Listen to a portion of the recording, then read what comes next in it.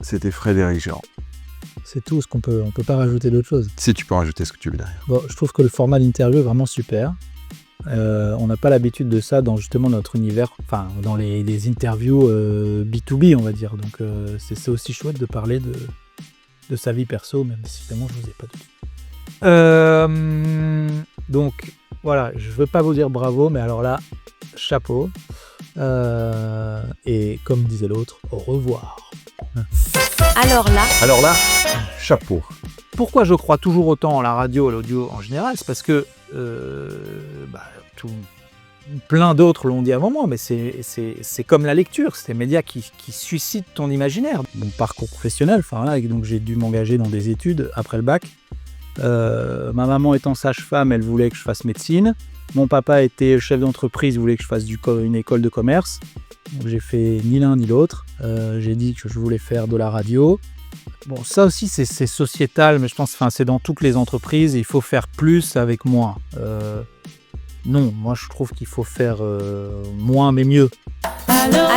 Alors là, chapeau.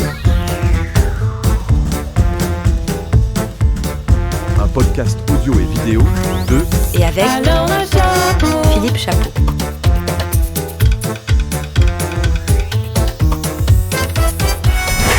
Cette semaine, laissez-moi saluer de mon haut de forme Frédéric Gérand. Bonjour. Bonjour Philippe.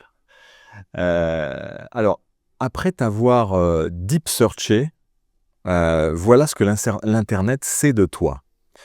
Frédéric Gérand semble être un leader dans l'audio avec une carrière débutant en 1995. Il gère la stratégie audio, incluant radio et podcast, et est impliqué dans différentes initiatives.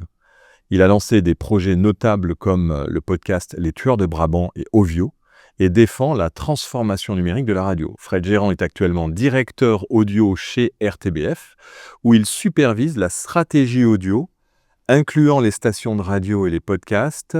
Sa carrière a commencé en 1995 à Studio École de France, à Paris. Et il a occupé des postes clés dans des groupes médiatiques internationaux avant de rejoindre la RTBF en 2015. Il est aussi impliqué dans maradio.be, l'UER, et préside la commission audio numérique du MFP, promouvant la transformation numérique de la radio. Est-ce que c'est gros ou non, c'est pas mal. Tu vois, Et en même temps, tout ça est maîtrisé, parce que moi j'aime bien travailler quand même sur ce qui se dit de moi ou ce que je veux dire de moi sur Internet. C'est ça, les réseaux sociaux, t'en dis quoi? Je les ai quittés. Alors, déjà, je vais juste revenir sur deux petites inexactitudes, mais qui sont peut-être dont je suis peut-être responsable. Donc, je ne préside plus la commission audio. Je ne préside plus la commission audio numérique des médias francophones publics parce que c'était une présidence tournante. J'y étais président jusqu'en décembre 2024. Ouais. Donc, c'est parce que j'ai pas dû le mettre à jour sur Internet parce que ça peut pas se savoir, c'est pas quelque chose qui est rendu public. Voilà, je suis toujours un membre très actif, mais je ne préside plus cette commission. C'est ma consoeur de la RTS en Suisse qui a pris le relais. Et sur je sais plus quelle description où les Tueurs du Brabant, je suis content que le podcast Tueurs du Brabant, je suis très content que ça ressorte. Parce que j'en suis très fier. Effectivement, c'est une coproduction. Hein, c'est pas une coproduction 100% RTBF. On l'a fait avec un producteur externe qui est formidable, qui est un Américain qui vit en Belgique, mais donc qui a un storytelling à l'américaine. Ce truc est dingue. Je vous invite vraiment à l'écouter. Et dernier truc, je suis pour rien pour Ovio. Voilà. Hein, Ovio a été créé.